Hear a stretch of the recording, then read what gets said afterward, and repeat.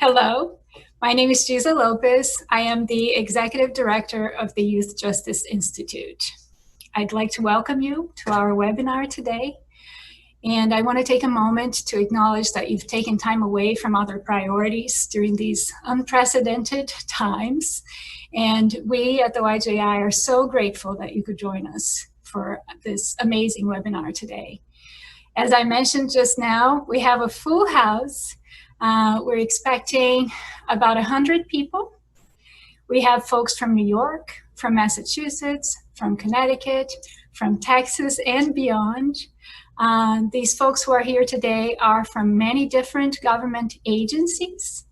They're from several universities, from a couple of foundations, nonprofits, and individuals who are keen on making a difference in youth justice. So thank you all for joining us today.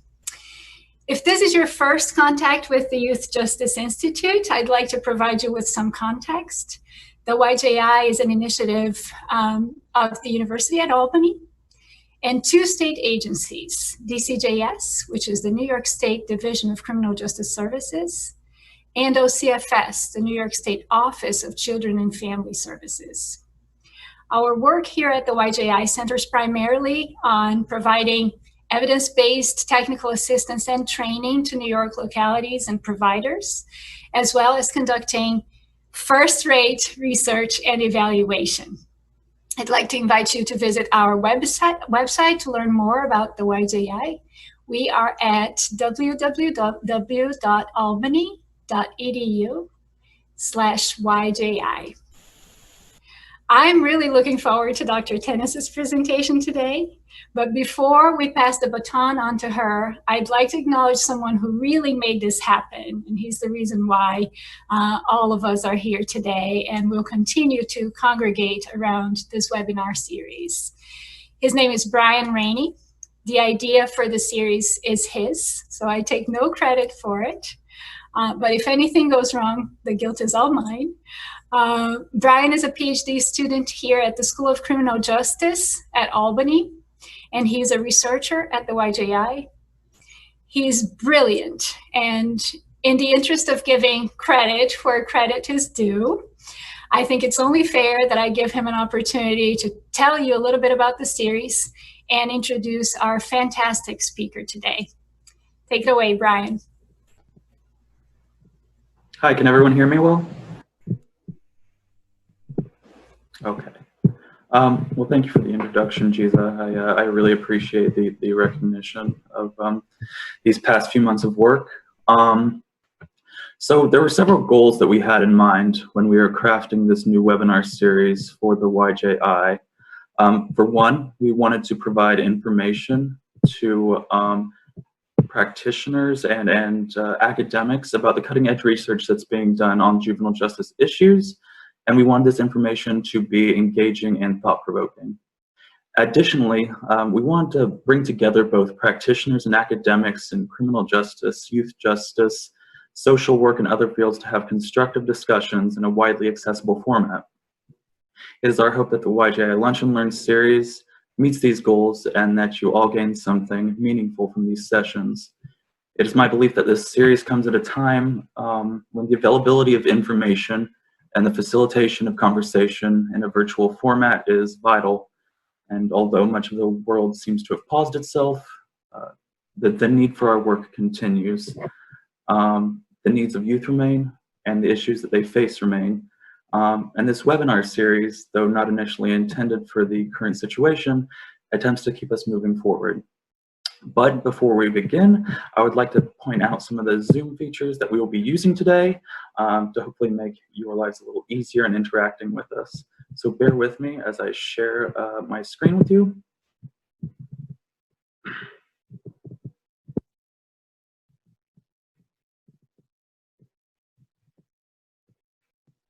My apologies.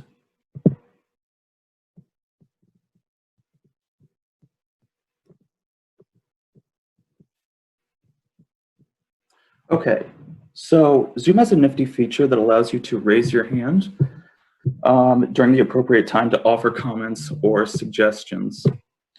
There will be moments in the webinar today that Dr. Tannis will be asking for your participation. If you'd like to participate, please just raise your hand.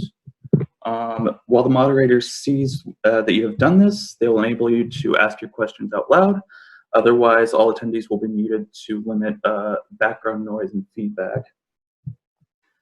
Zoom also has a function where you can chat with others in the audience or send messages to specific individuals. Some of you have already been using it. So this feature is useful for when something isn't clear and you'd like for the speaker to elaborate on it. It's also handy for when you'd like to offer a recommendation or a comment about what was just said. And comments can be liked by others in the audience. We just ask that you are civil and professional in the chat section. And finally, the Q&A function allows you to pose questions to be answered by the presenter if you don't want to speak out loud. Simply post your questions in this section and a moderator will be able to ask it for you.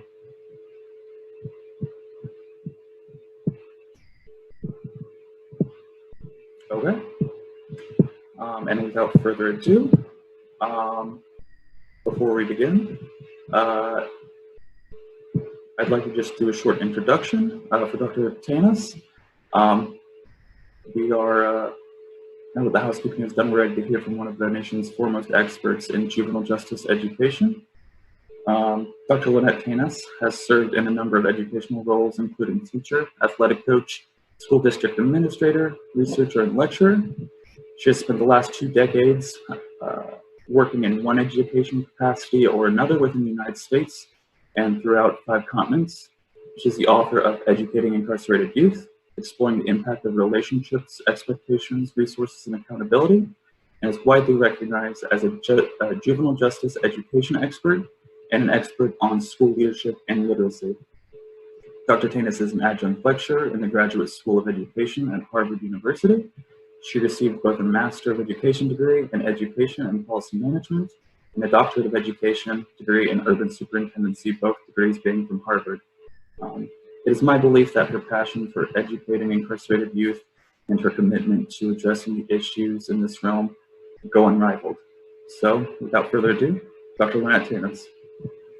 All right, awesome. Thank you so much, Brian, for the introduction, and thank you, Giza, as well, for the 2 of you for having me here today.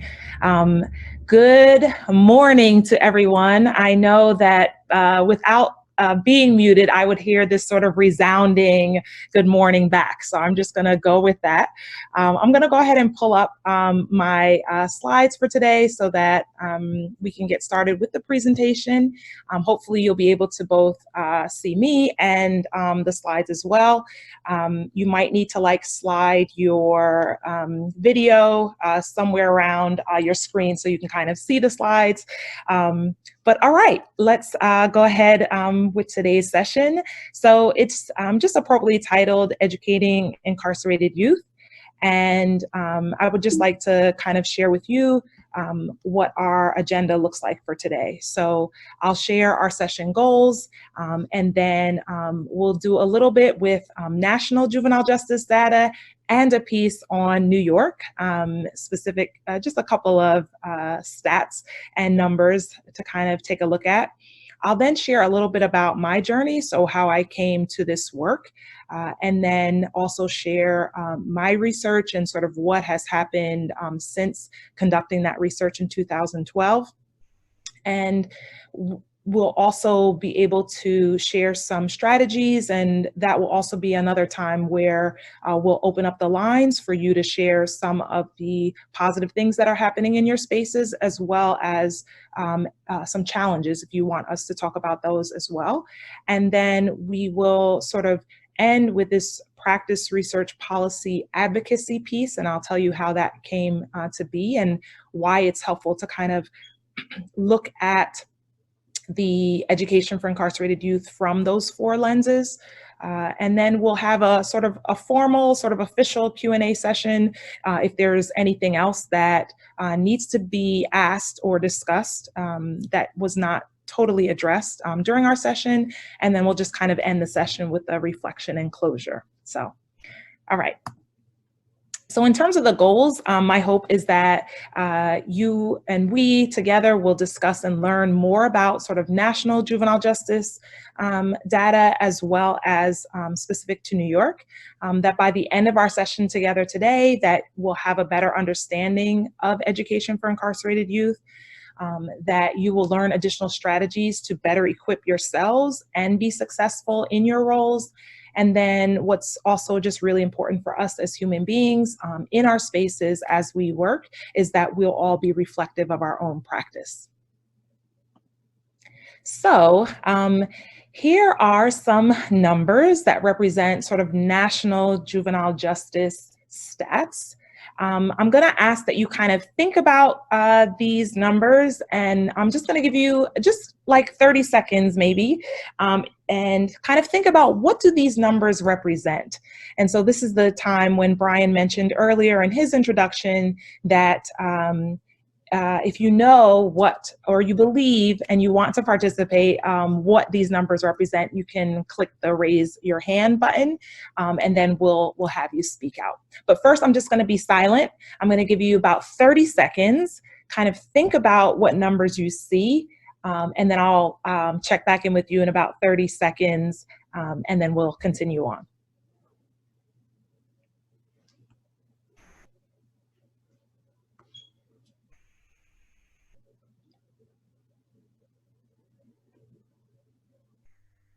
Oh, this is awesome. I see, Shannon, you've raised your hands. We're going to give it still another 15 seconds, and then we're going to go ahead and.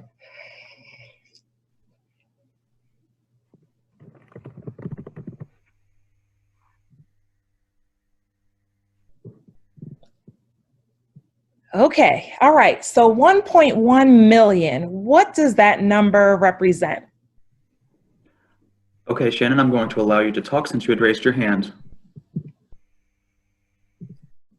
Shannon? Shannon, you'll need to unmute yourself now, your microphone.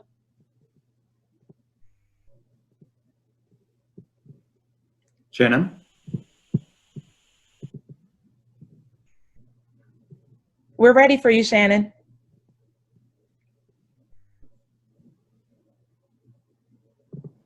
Okay, she seems to have unmuted herself, but it doesn't seem to be working.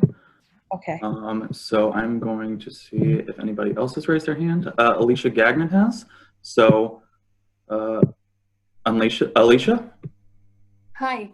Is the 1.1 million people the number of people under juvenile justice supervision nationally?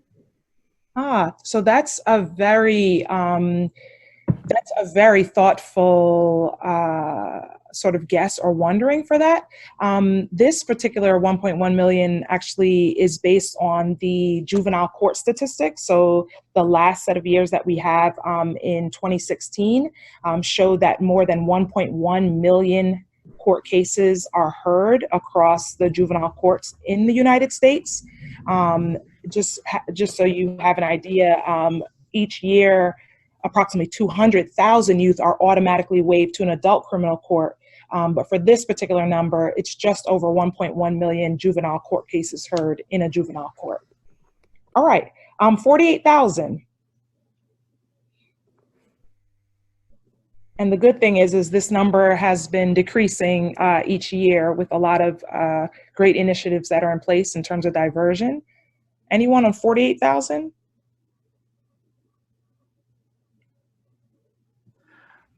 James Railing seems to have raised his hand, but it says that his version of Zoom is unable to allow for this. So we see you, James, but it doesn't seem like it's gonna work too well. You can post it in the comments as well if you'd like. I was just gonna suggest that maybe folks can post in the comments. We wanted this to be, you know, when it's a live session, it's like, okay, we can just kind of reach out to people as we see them. But thank you all for being so patient with the technology. Yeah.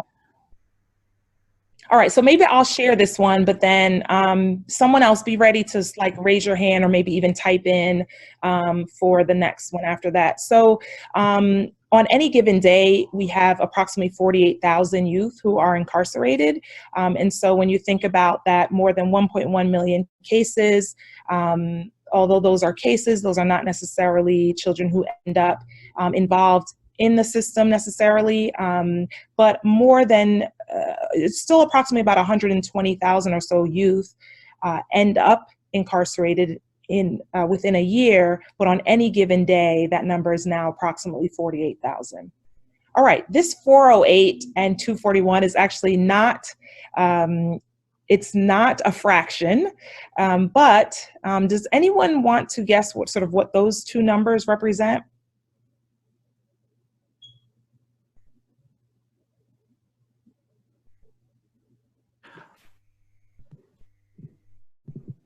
So Danielle Cooper says that this is the number of youth in incarceration. So the 48,000 would be accurate, yes. But in terms of the 408 or 241, is there anyone who knows what those numbers represent? Annie Rhodey Wright says the male versus female ratio. That's actually a very interesting perspective. So you do realize that, yes, we do have many more males incarcerated than females. So it's about 86% of our incarcerated population are males and about 14% females. What if I told you that there were dollar signs in front of this 408 or 241? So let me share with you, first I'll start with the 241. So back in 2010, there was a study done that just looked at how much we are spending to incarcerated youth. And we spend an average of $241 a day to incarcerated youth. And the 408 represents a study that was done by the Justice Policy Institute in 2014. It's a study, the article is called Sticker Shock. And they looked at juvenile facilities, basically like all the maximum risk juvenile facilities, and did a cost analysis. And it was determined that an average of $408 a day is spent to incarcerate youth in high maximum juvenile facilities. What about the 70? And I'll just give you a clue. There is a percentage there, 70%. Yes, so James Railing says 70% of youth placed into a facility aged 16 or younger. Okay, that's an interesting point as well. For this particular 70, and I know this is kind of like, well, guess what Lynette was thinking in terms of these numbers and the stats, but I appreciate that. So this 70% actually represents the percentage of youth in facilities who have a diagnosed disability. Many of them do have mental health needs, but this could also range, depending on facilities. You might have a lower percentage, but on average, 70% of youth who are in a facility have some type of disability. Sorry? And Tashay O'Neill actually did say that right after you, I had spoken. So good job, Tashay. Awesome, great job. Okay, 68 is also a percentage. What do you think?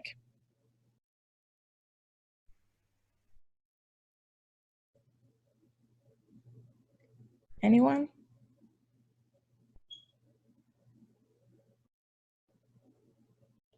All right, what I'll do is I'll just jump in and kind of share these, but then for the remaining numbers as well, if you have an idea of what the number represents, please just type the number in your comment and then what it is, and then Brian will share. So 68% represents the percentage of children we have of color in facilities. It's still disproportionately African-American children. That is approximately 42%. And then the Latinx population is about 22%. Multi-ethnicities, Asian, Native American make up the remaining percentage. All right. 65 is also a percentage. I'll share with you, this was based on a study that was done by Reed and O'Cummings in 2011. At the time, we had about 2,700 juvenile facilities. So that was just 9 years ago. compared to the last set of numbers by the Office of Juvenile Justice and Delinquency Prevention is that we have 1,545 facilities, so significantly lower. But at the time when there were 2,700 facilities, only 65% of our nation's facilities were offering an educational program for all of our incarcerated youth. So that's not a good statistic. It should be 100%, but it's real, it's valid. A lot of times what happens, and many of you who are in facilities or supporting the work in facilities, you know, especially when you have youth who have perhaps their high school diploma or their GED, they've passed their high set, there is, in very few situations, actual college coursework or something else afforded them. If not, they are very much oftentimes in those same classrooms that they should not be in, because if they were graduating from a local high school, they would not return to that high school each day. So in that same way, 46% that same year, they surveyed youth who had IEPs, individualized education programs, so special education students, and they just asked, now that you are incarcerated, are you receiving the services that are outlined in your IEP? And only 46% of those students said yes. 16 is a number, 16 is a percentage as well.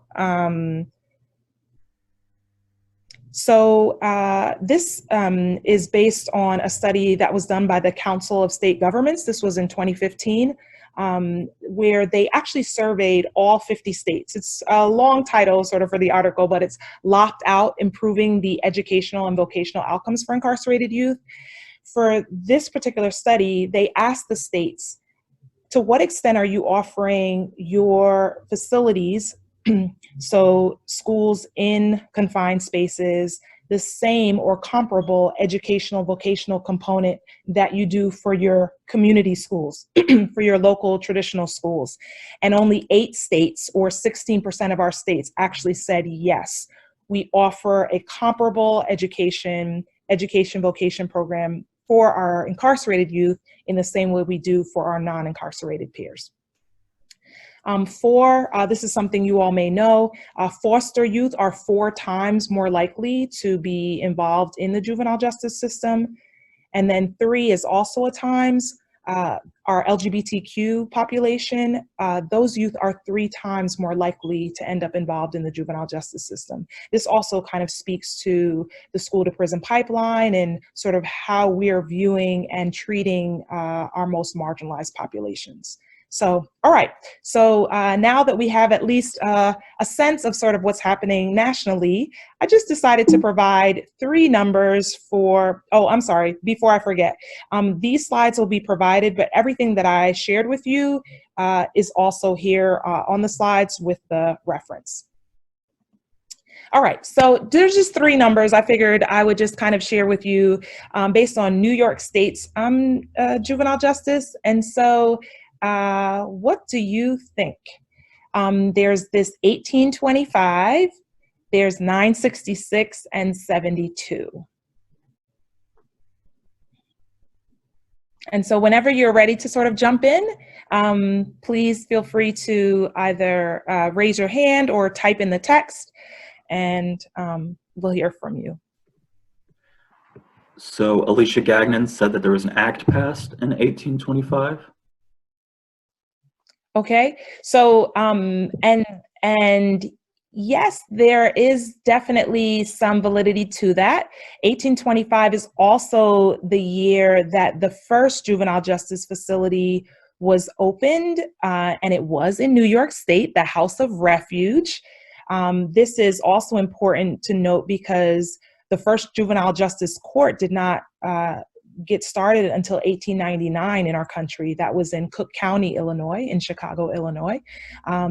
So even before then, those who were leading this recognized the need to separate children from adults, and the House of Refuge was started. The first juvenile court in New York State was in 1903.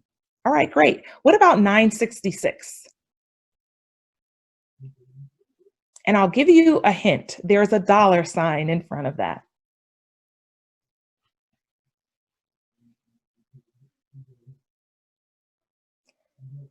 All right, so I'm going to jump in. I'm so used to my teacher wait time, so forgive me, but I'll go ahead and jump in. So the same study that I mentioned to you earlier with the 408 and the 241, so that study that I mentioned to you that the Justice Policy Institute did in 2014 called Sticker Shock, where they analyzed how much is being spent on incarceration in high-risk facilities, the average was 408, but the highest amount that was spent was 966, and yes, that was from the state of New York.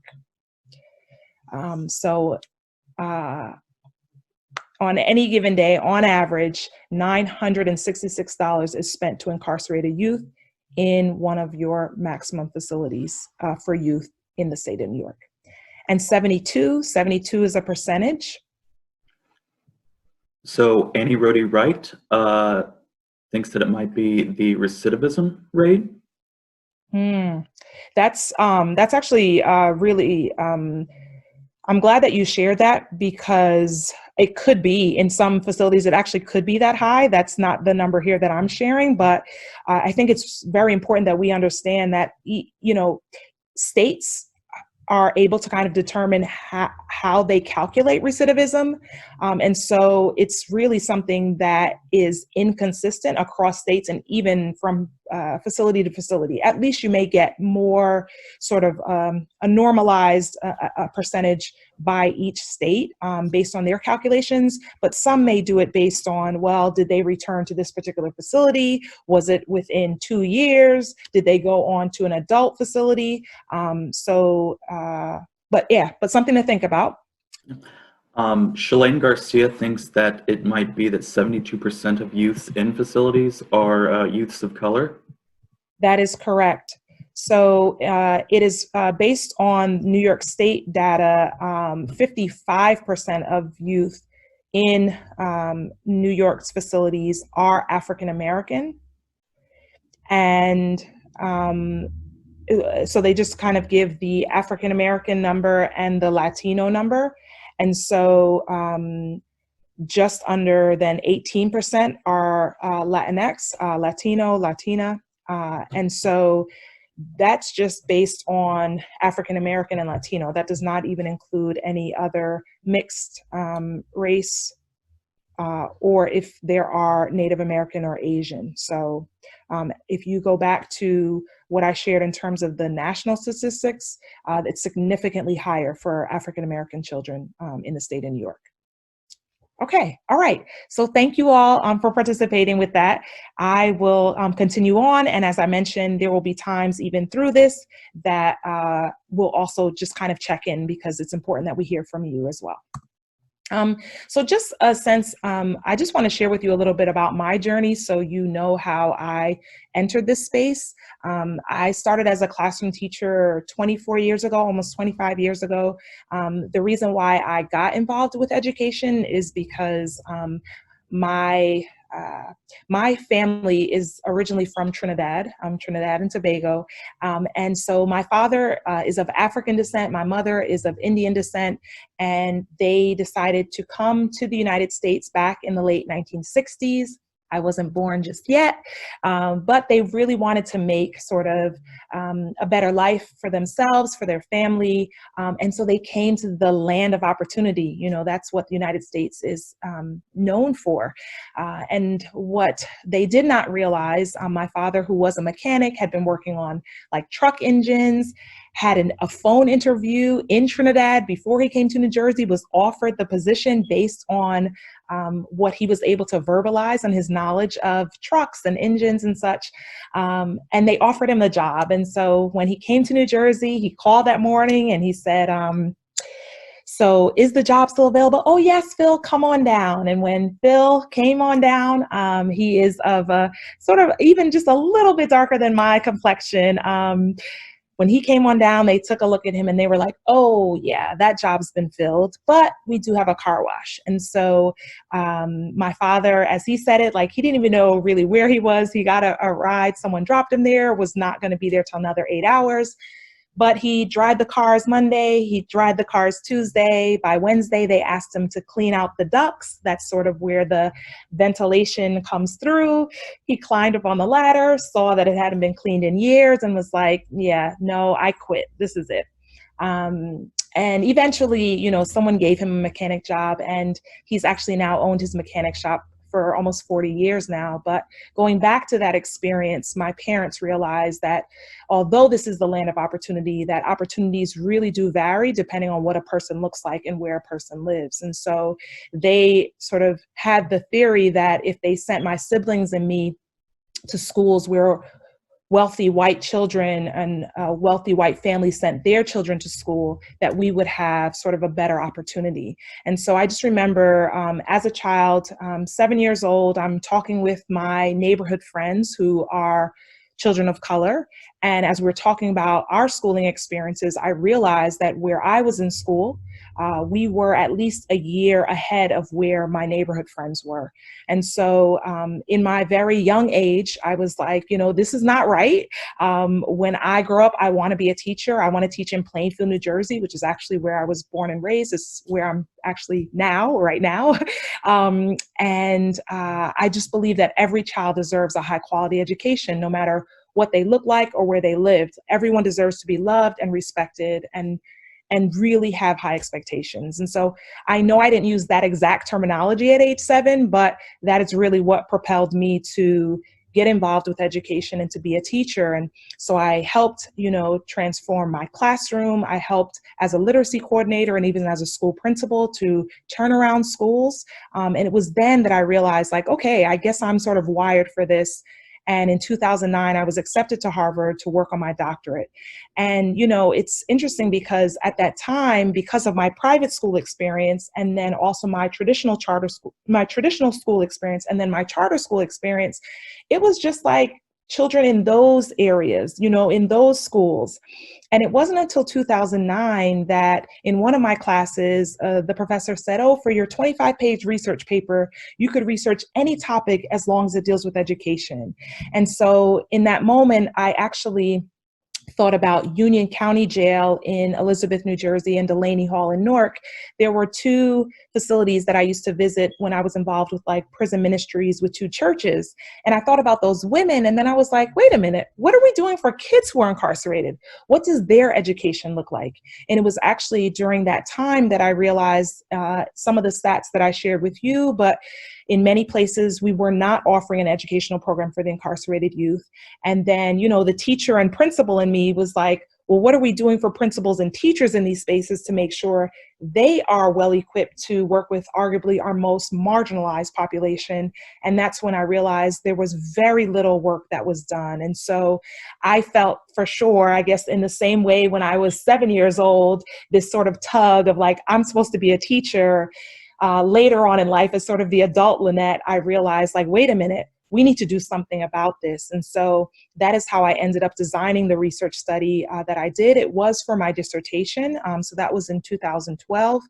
And I'll spend a little bit of time sort of talking about that. So I won't get into that right now. But in 2013, I did graduate with my doctorate. I'm certified to be a school superintendent. That's what I went to Harvard for and to learn to do. However, because of still realizing so many people are not talking about the children we don't see, I really felt like I'm supposed to be a voice for this population. And so that work that I wrote for my dissertation is what ended up getting published. It's what, you know, is like now, an actual book. And then in 2016, I was asked to design and teach a course at the Ed School. So I do teach a graduate level course titled Educating Incarcerated Youth, practice, research, policy, and advocacy. And then really since 2013, I helped to provide support and resources to state leaders, to country leaders, even outside of the United States, school principals, teachers, basically anything that I could do to be helpful, helping make policy recommendations, also actually teaching demonstration lessons in facilities so that I can also help sort of model or demonstrate like what it really takes to engage this population and ensure that they are being exposed to a high quality education each day. And so I'm, again, just like super excited to be with you all and to sort of share this with you. And there's, you know, some other pieces that I've sort of worked on since then, but just wanted you to have an idea of like how I came into this space. So I came across this quote in 2005, and it's just something that I've held on to. Youthful offenders who lose their freedom should not lose their opportunity or their chance for a good education. And I'm a firm believer of that. You know, a lot of times we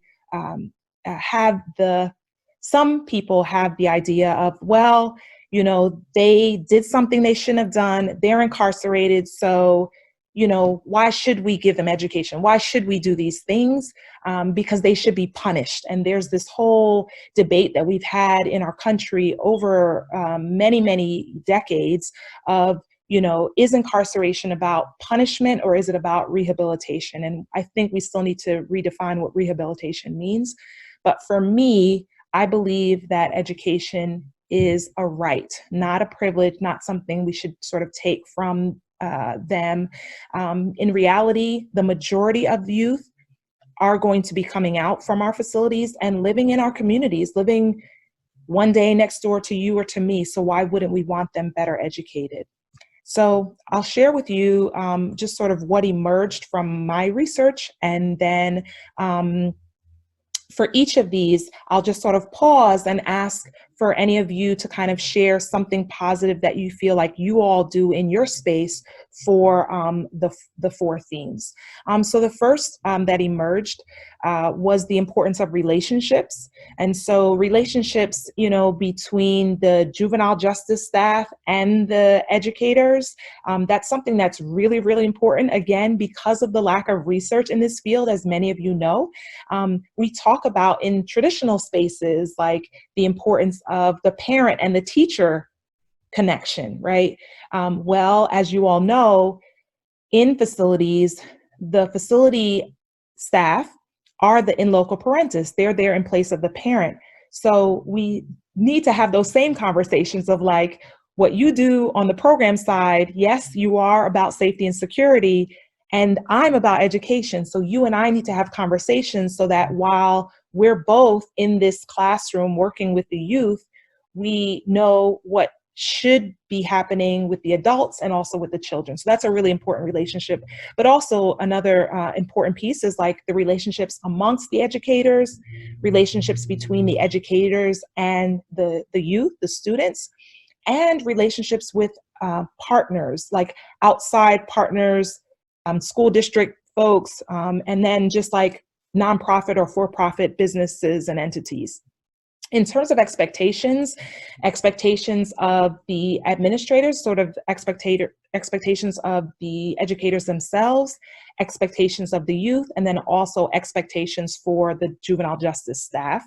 And then resources, you know, ensuring that resources exist, again, for all those that I mentioned as well, for the educators, for the juvenile justice staff, and for the students.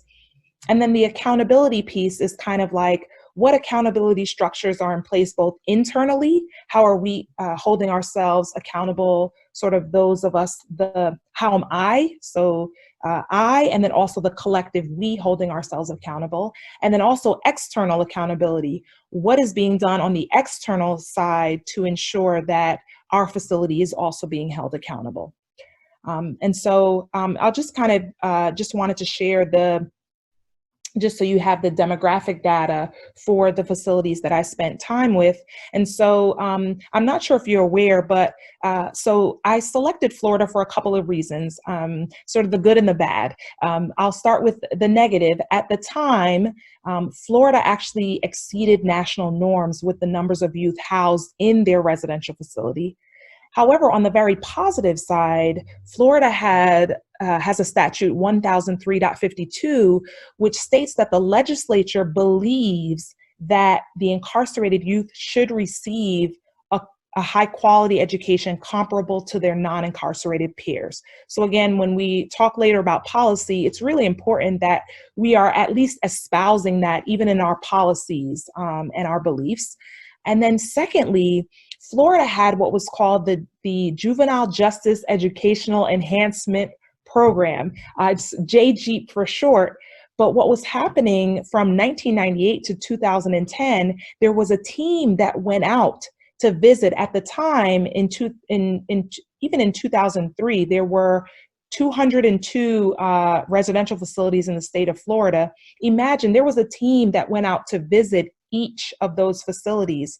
And what they did was, I mean, it was still mainly focused on like the facilities things, but there was an education component. And so they observed classes, they talked with students, they reviewed paperwork and files, they talked with teachers, and then they actually categorized the facilities. So they gave them a ranking for like superior rated facility, satisfactory, marginal satisfactory, below basic. And so facilities actually ended up getting shut down when they were consistently non-performing or basically receiving failing scores.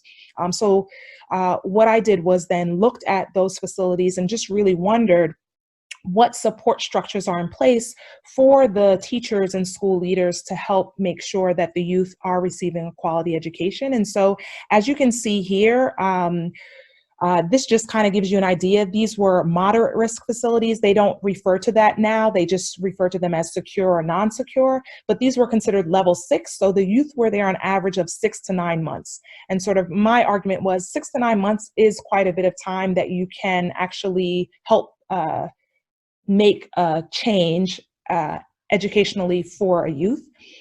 You can see the facility provider, for the most part, were for-profit providers, and then there was one publicly owned. Just as an FYI, in case you're wondering, nationally, in our approximate 1,500 juvenile facilities, 55% are publicly owned, 45% are privately owned by for-profit and non-profit, just as an FYI. And then in Florida, so Florida has 67 counties, and each county is responsible for the education. And so it's basically the local school district who provides the instruction. However, the local school district can also subcontract that out. And so in this case, they were, the school district provided that. This is just the number of youth. And then in terms of ethnicity, this is just white, Black, Hispanic, or Latino. And then ESE is exceptional student education. So it's basically their special education population. That's just how they term it. So you have a sense of sort of like what this population was. So I just want to share with you. So I spent time observing the classes and also interviewing the teachers, and then I coded that. And I want to give you two very contrasting facilities sort of based on what I found. So again, you might have to like adjust your camera if you're not able to see the stats, but in a facility where relationships were really lacking, expectations were low, well, if a kid has his head down, we don't bother him because he may cuss you out, which might be true. But I'll tell you then what happened. Resources, there were some resources, some that were lacking, and there was not really a level of accountability. The special education teacher said, well, if a child needs me for 1 hour or all day, I'm there for that child. And it's like, well, great for that child, but what about the other 79 children who have IEPs? And so just so you have an idea, in this space, the youth were brought to class an average of 14 minutes late. They were missing out on 20% of their learning time. And even with only 5 students in a class, 2 had their heads down, 2 were attentive, and 1 was like singing, rapping, doing his own thing. And there was an average of 1 disruption that occurred every 52.8 seconds. Now I'm going to show you a very similar facility, similar demographics, but when they focused on the relationships, for example, the principal said, even for non-educational issues, the facility administrator brings them in for conversation so that they can really talk about what's important for the youth. There was a substitute teacher. He had been there for 2 months. He greeted the young men every morning at the door. Good morning, Mrs. Such, gave them a pound. And so he knew them by name. The relationships were there. One of the key expectations that they had posted was heads up at all times. Imagine that. When you have the expectations very explicit, that does make a difference. And they also had a positive behavior support system. So this also kind of taps into the resources. They had a partnership with a local fast food restaurant that when students did earn X number of points, that restaurant provided a free lunch for those students. So something to think about as well. Resources were there in place and accountability. Everyone that was supporting the youth had a specific schedule and were held accountable to following through with that. You can see the instructional strategies that were employed. The youth were still brought to class late. I have yet to be in a facility throughout the United States or internationally where the youth are brought to class on time, but they were 5.8 minutes versus the 14. And even with 19 students in a class, up to 19 students were on task. So it just appeared like just a high-performing traditional school, if you will. And there was an average of 1 disruption occurring every 2 minutes and 50.52 seconds. So the great thing is you can see, or what I was just so excited about from this research is like, wow, these things really make a difference in these spaces because the disruptions are minimalized, more students are on task, and it definitely equated to a high quality of education. Of instruction. And so, of course, in research, you should not make generalizations. So I was excited for this little piece, but thought like, okay, well, that's what it was in Florida. But I will say, as I've been going, again, to facilities all over, these things really matter. And those of you who are in these spaces understand that. And so what I want to do now is I'm just going to share with you a couple of sort of quotes from each of the 4 themes so you can kind of see what came out. So for this particular one with relationships, this individual, he was the vocational teacher. He really said that the reason why they always do so well within the state is because of their relationship with the program side, with the facility side. And so at this time, I'm just going to pause and just ask if anyone wants to share either something positive that you do to help build those relationships, or if there's a question that you have regarding the relationships.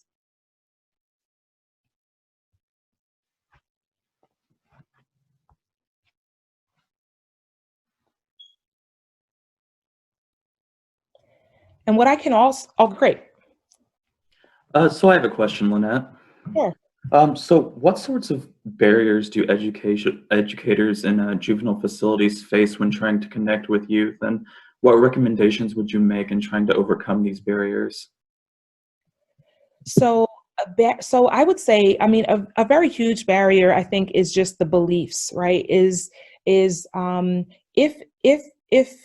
again, this is not the case across the board, but overall, when a child is incarcerated, there is a belief that they need to be punished, and that this is more of like a privilege. So I think one barrier is just the belief that everyone involved with the youth recognizes the importance of them receiving a quality education. I think equally important from the education side, it's really important that educators are providing like highly engaging lessons, not just these packets of work Again, there's that argument there too of like, but how do I do that, Lynette? I have 12 students for my math class, and some are in basic math, and some need middle school math, and others need algebra, and 2 need geometry. Like, how do I do that? So there's a lot more work around that. But being able to provide highly engaging lessons definitely also help sort of break down that barrier. But part of that is the importance of that communication, making sure that that education truly is a priority, while also ensuring that they can provide highly engaging lessons for the youth. And then Shannon Denkert had a reflection. She says that treating people with respect no matter what, and that is emphasized, and keep an open dialogue even when we don't want to hear what can be done better. I'm a probation officer who works in 2 school districts, and that is my motto, and to also be an advocate when I can to help them when they are not getting their needs met by the school. Thank you, Shannon. Awesome. And that I'll just go even into just expectations now, because that is really important. And Shannon, thank you for sharing that. You know, as Brian was reading what you typed, I think about the quote, you know, treat a man as he is and he will remain as he is. But if you treat a man as he can and should be, he will become what he can and should be. And so I think it's really important that we see children beyond their current state, and that we really do connect with them to say, like, what is it? Like, what kind of impact do you want to make in this world? And really help equip them to do those things. And so our expectations really do matter. I'll just share that quote as well, making sure that everyone that's involved, one, wants to be there, and they are really making a difference in those spaces. Here's one just about resources. And again, it's really important that a lot of times we think, oh, we need more money. I shared with you how much we're spending already to incarcerated youth. After this experience and other experiences I've had, I don't argue for more money. We need to make sure that we're actually utilizing the resources that are there. And so making sure, you know, what do we have in our facilities that have just been like sitting in boxes or being underutilized? Or if we really do need resources, actually being able to share that in a very sort of like authentic way of what we have and don't have. And so, you know, keeping that in mind is really, really important. And then lastly, in terms of the accountability, and this one I'll also just sort of ask you to kind of think about so that you can be ready to share if you feel like you do have an accountability system in place that is useful. Please be prepared to share. So what people do find is that the accountability is not the same for facility schools as it is for schools in the community. And so, again, there is this need to make sure there is this internal and sort of external piece so that everyone is not just encouraged to be their best selves, but also held accountable so that the youth can truly benefit from that. So is there anyone who would like to share something either for any of the other 3 themes as well that I went through? Alicia Gagnon had a question about resources. So she asks, what are the limits to supplies that educators have to bring resources in, and how do you get around that? Yeah, so that really is a tough one, because for those of you working in facilities, you know that safety and security trumps everything, and almost everything is on the contraband list. But where we have seen educators successful in this way is definitely having the relationship with the facility staff and letting them know in advance, like, listen, we're planning this lesson, especially with project-based learning, a lot of materials that they wouldn't normally be allowed to have in. Again, when there is trust on the program side that, okay, yes, we'll permit you to have these magazines specifically. We still won't allow the scissors, so they'll need to tear it with their hands, but specifically for these projects, and the facility staff see the difference, like see how engaged the youth are, and like what a difference that's making even on their behavior there. they are definitely much more open to having lots of things being brought into the classroom that normally would not be. So a big piece of that is making sure like the lesson plan is very transparent and clear, and there is a partnership there, and you all are sharing out exactly what's needed in the facility. In one place, actually in Houston, Texas, where we helped with the project-based learning and such, they actually did a gallery walk with the projects and invited the juvenile court judges and others to see the work.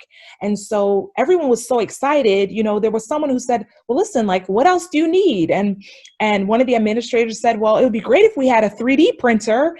And it turned out to be a foundation with a lot of money. And so they actually provided that for them. And so initially the program staff was like, well, we can't bring this into a classroom. But again, with the relationships and with what happened, they were creative. They taped an area and allowed the youth, the youth knew if they crossed that line, it would have to go, you know, but they were so excited about the things they created with the 3D printer. The fact that they could actually see this machine now live, making what they designed, it was a beautiful thing. So I would say that's really, really important. The relationships piece and making sure it's clear about what the need is. So Dr. Lopez has a question that I think tackles all these areas. How are facilities adapting to the current public health situation as it relates to expectations, resources, and accountability with respect to education specifically? Yeah, so that's a great question, as the other questions were as well. So thank you for sharing that question. Unfortunately, you know, with the current situation, you know, there have been some facilities where the medical doctor who's there there to actually examine the youth and make sure they're healthy have been tested positive. And so in some places, many of again, as I gave like the Florida example, that the school districts are the education providers. Well, those school districts are providing online school, and they were told do not show up at the school. So what does that mean? In many places, then it is the program staff, the facility staff who are there with the youth, then providing instruction. And so there's a team of us that have been working on lessons that can be used. Specifically, we're designing them for this situation. And so we're using a thematic approach each week, and then every content area we're designing what we're calling sort of highly engaging, it ends up being sort of packets of work, but very highly engaging. We're getting a lot of positive feedback, and I'm happy to provide that link. Brian, I'll make sure that you provide that link for anyone where you see that it could be used as a resource, because the reality is that it is the facility staff who don't necessarily have an education background who are now with the youth. I mean, in some places they're still trying to practice, even in these spaces, you know, the 6 foot and, you know, social distancing to what extent that you can have. But in another state, you know, a principal shared with me that in one of his facilities, none of the teachers have shown up. And this is a state where it is the Juvenile Justice Agency who are the providers. So it's not that they should not be showing up. They actually should be, well, they shouldn't be realistically in our sort of free world space. We're in our homes and doing things online. But that in another site, he had like 2 science teachers, 2 social studies teachers who showed up. And so again, we are just trying to help serve as a resource, but there are at least advocates who are, you know, really stressing the importance of possibly releasing youth, especially low risk, almost like no risk, but low risk offenders, so that they are not even confined in these spaces, especially during this unprecedented time. So I know that we are at 12:30 exactly, and so I want to make sure that I honor the time, but I just wanted to share just the importance of, you know, in terms of the practice piece, like making sure that we are doing all that we can to provide like quality instruction for the youth and really equipping the practitioners with the necessary professional development and support. The research, definitely, there's still so much research that needs to be there. What does a highly effective juvenile justice educator need? Should they have both a special education background and a general education background? How do you go about teaching, you know, basically the one-room schoolhouse when you have so many children in, you know, different ages, and you're needing to teach so many different things? In terms of policy, even now with what we're experiencing with coronavirus, you know, should there be policies in place when there are pandemics for what should be happening in confined spaces? And I think that also ties in with the advocacy piece.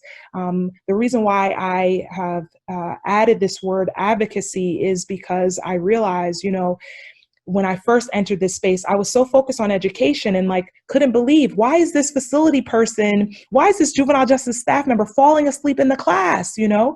And then I realized like, oh, in many of these spaces, juvenile justice staff are having to work double shift, sometimes triple shift. Like who can do that as a human being? And so I realized the more that I see and learn, you know, we have to serve as advocates. You know, we cannot have the population, we have our most marginalized population, and then those who are trying to serve them, we can't ignore the need. And so it's really important when we see injustices that we serve as advocates, that we be a voice, and then also try to help bring about the necessary change. And so I know we didn't like formally have this Q&A time, and I do apologize for that, or I'm also willing, maybe for those of you who need to jump off now, maybe you can, and Giza, I'll look at you just for your direction. Is that okay? I'm sorry. Yeah, we have a little bit of time for Q&A. One reflection that Michelle had is that she wanted to add to the conversation about relationships and expectations. So she said, I feel accountability builds upon the relationships and expectations, meaning messaging. There needs to be clarification on roles, clarification on the needs of the child, because it's not a child size fit all. There is a necessity for everyone to work in collaboration for the best interest of the youth.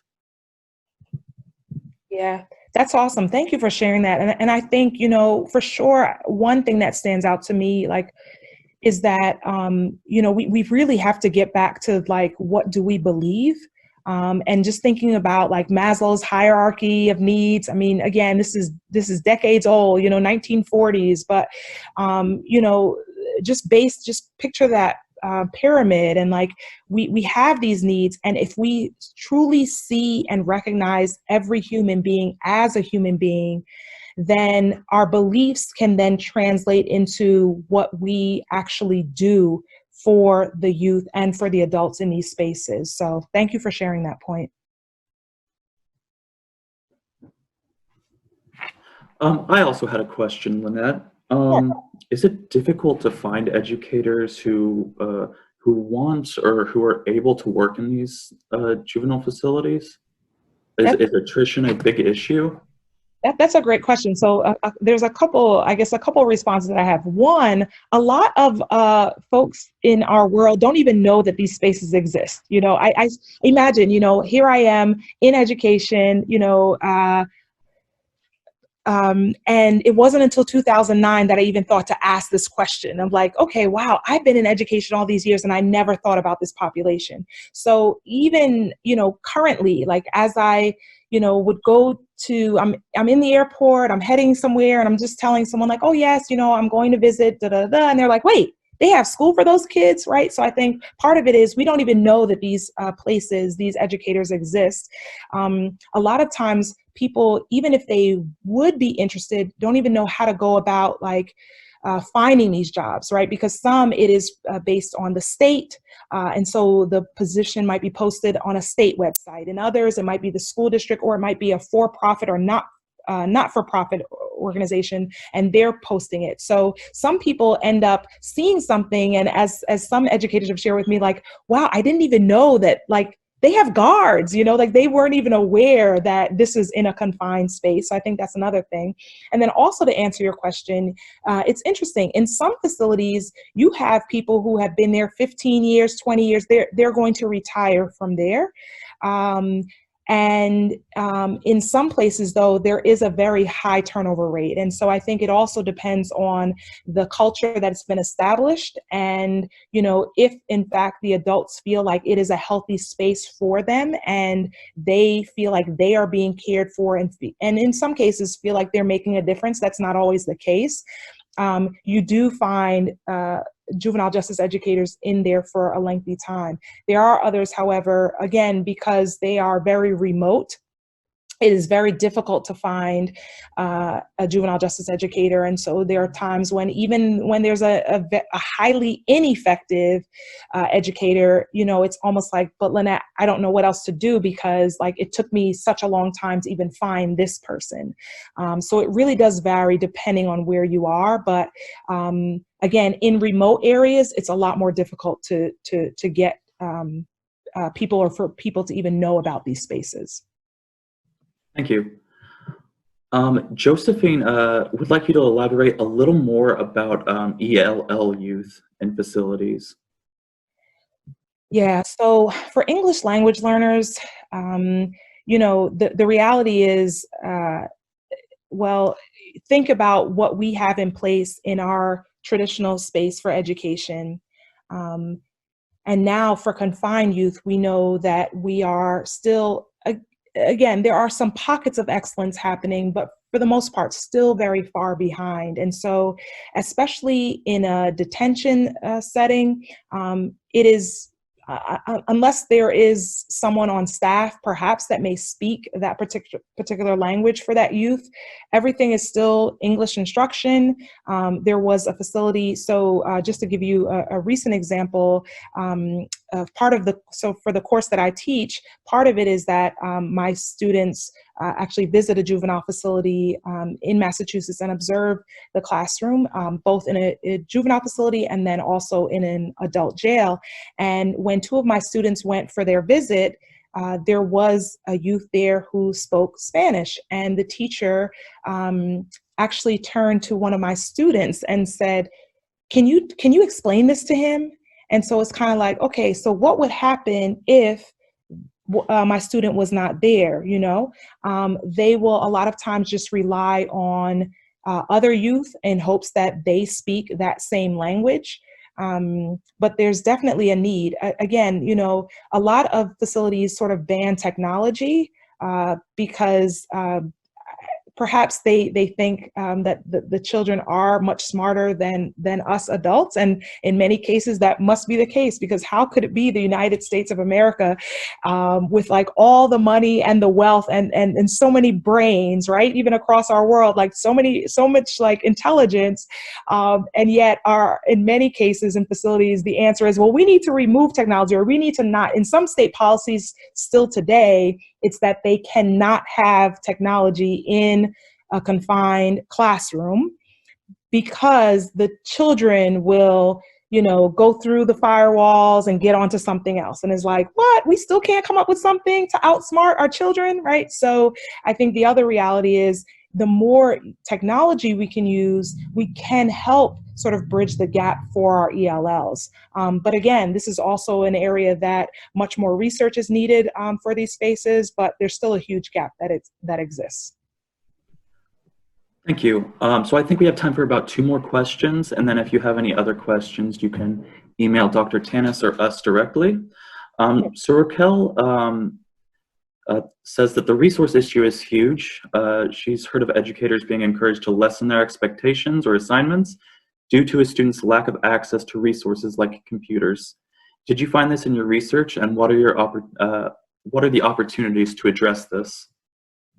Yeah, I mean, it's, again, the expectations piece really is big, and thank you for sharing that.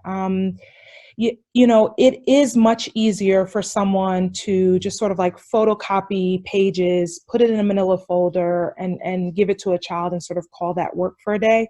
But I don't know any educator, any facility staff, any human being who if you genuinely care about that child and like you really want to prepare them for life on the outs, that actually makes like good sense, right? And so a big piece of making sure that everyone is on the same page is having those conversations, is being able to share that like, well, you know, in order to prepare them for when they leave, like this is really important.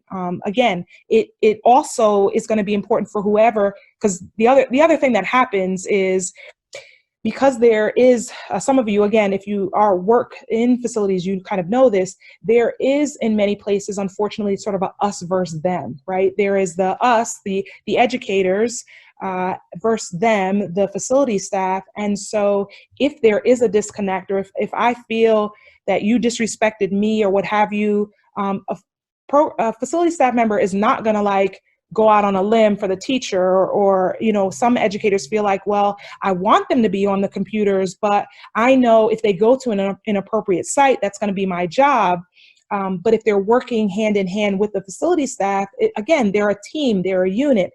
And so what ends up happening is this lack of sort of trust and relationship then kind of turns to everyone's sort of looking over their shoulder, and then it's kind of like, well, let me play it safe. And so playing it safe ends up being these unengaging, like just not even relevant work for the youth, unfortunately. And so what I would say is, you know, one of the things that was done, even this is a couple of years ago, but out in Nevada, actually, again, with project-based learning, which is very much hands-on, like students taking on a challenge, students working together, presenting, like putting their project together and actually presenting their projects. We brought in, so after the training, actually brought in folks from the facility side and from the education side, and really explained what this is and what this looks like and what they need.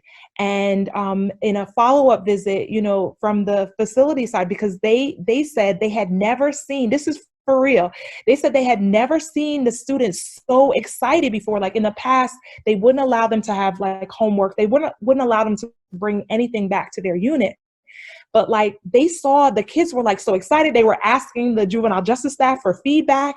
And so, you know, it was just like, well, would it be okay if they had colored pencils on it? Yeah, sure, that's fine. What else do they need? And you saw the facility administrator actually taking a note for that. And I find just even in other states and talking with facility administrators, both assistant administrators and the head administrator, is a lot of times they feel like, well, we don't know. But, you know, so if we know, we can be helpful. That's not always the case. But I think it's important that, you know, as heavy as the environment seems, and oftentimes feeling like it is against every single like positive movement you're trying to do, the reality is it's really important to sit down and have these conversations and make it very clear of like, listen, we're going to need X, Y, and Z materials. We promise that when we count them out, we will count them back in.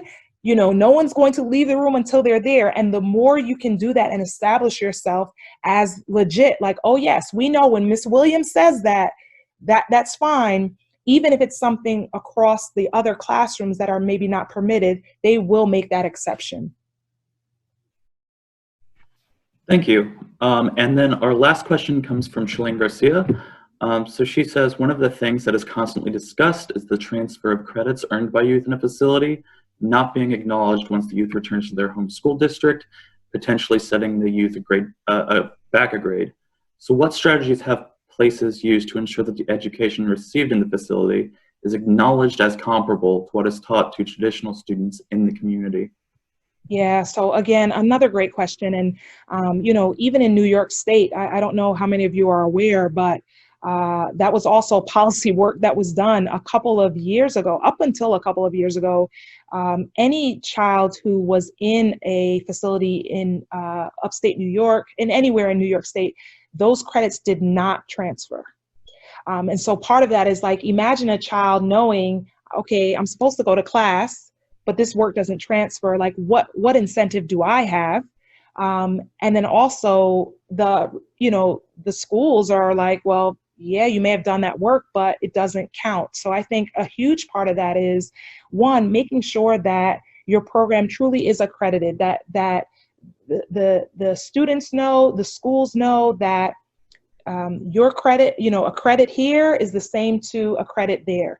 The other thing is really getting the word out about the actual education program that you're providing. So, if it is rigorous, like maybe even sharing samples of work that students are completing, whether that's from the state site or the agency site, whoever it is that's providing the education for the specific facilities. I think that's really important. I think overall, we just also need to do a better job. When I say we, sort of the collective, we need to do a better job of like educating everyone of like what is happening in these spaces. And again, unfortunately, there are really not so good education programs happening in facilities, but there are also some facilities who are doing really, really great work for the youth. And so it's really important that whether it's just even from the website, that there's able to be links that are shared so that it is communicated to others of like, whatever, whether it's a monthly theme that you all have or project-based learning, whatever it is, being able to share that with the larger community is really helpful. And then even having sample student work. So recently in Chicago, Illinois, so the Cook County Juvenile Detention Center really wanted to make sure that when youth transition out, that this would not be the case, that their credits would transfer and that they would also, the youth themselves would be better positioned to successfully transfer out. And so, even part of that is making sure that there is a transition specialist who is there with the youth. So there is almost a reentry that happens where once they determine what school they're going to return to, that transition specialist goes with that youth, in addition to perhaps other team members, and they discuss the work that was completed while they were at the, it's the Cook County Juvenile Detention Center, but the school is Nancy B. Jefferson. And so while they were there in the school, they can demonstrate the work that was done. But this is still a battle for sure. And I think what will be helpful is as states and facilities are being successful with this, that people also just share, what is happening and what works well. But again, it goes back to policy, ensuring that the classes truly, the credits will count, and also getting the word out about the high quality programs that you all are doing in the facilities. Great. Thank you so much, Lynette. On behalf of everyone at the YJI and in the audience, I'd like to thank you for your informative and engaging presentation today and for all the amazing work that you're doing in this area. So thanks. Okay, awesome, thank you. And then I will just share sort of this last piece, and this is something that you can even just feel free to email me. I'll make sure my email address is there. And then of course you can also get that information from Brian. But, based on our session today, if you just choose a word that best describes the session and sort of reflect on why you chose that word, or just to even share one area that you plan to focus on as a result of this session. I know that the session is being recorded, and so you also have these slides, but we can also provide the slides to you in another format. And so anyone who, I would just be eager to hear from you. And so my information is there, Lynette_Tannis at gse.harvard.edu. There's also a website there, which there is a contact, so you can also just message me there. But yeah, thank you so much. Again, Brian, Giza, for making it happen, and participants, just thank you for your just thoughtful questions, your comments, and we need to do this together, very much like the current situation that our entire world is in. We, if we want to make a difference, and without any assumptions being made, I would just imagine those of you who are on the call are like, yes, you're either doing great things and or you've come up with, against challenges that you want to overcome to better the youth that you serve. And so I believe for us to make a difference, then we have to work together. Mother Teresa once said, "I alone cannot change the world, but I can cast a stone across the waters to create many ripples." And so, we got to continue casting these stones and really working together to ensure that every child in our world receives the high quality education that they deserve. So thanks very much. Thank you, Dr. Tannis. Thanks so much. Go ahead, Brian. I know you have a couple of housekeeping items still to address. Yeah. Before we close, I just have a few announcements and items to put on everyone's radar. So the next webinar of our Lunch and Learn series will be on Tuesday, May 5th, at around the same time as the webinar today. We will be hosting Dr. Jamie Fader, who will be speaking about her work on the impact of justice system involvement and contact on emerging adults. It should be very interesting and informative. And in future webinars, we will have Dr. Evelyn Coben from the Netherlands and Dr. Timothy McCuddy from the University of Memphis, and then other speakers as well. So be on the lookout for future webinar announcements from us. Shortly after we finish here, I'll be sending along a survey to you all via email. If you have time, please complete the survey, since it allows us to provide implement changes that you think would be necessary to make this better. And this information will be used to improve the future webinar sessions. And the survey should take no longer than about 5 minutes. Finally, if you've not already done so, feel free to connect with us in Facebook, Instagram, Twitter, or LinkedIn. Links to those accounts can be found on our website. And in closing, I just want to thank you all for taking part in the inaugural YJI Lunch and Learn webinar. We hope that you've gained something from this webinar and that you continue to reflect on what Dr. Tannis has presented. We also look forward to seeing you at future YJI events and webinars. Thanks again, everyone. Stay safe, stay healthy, and be well.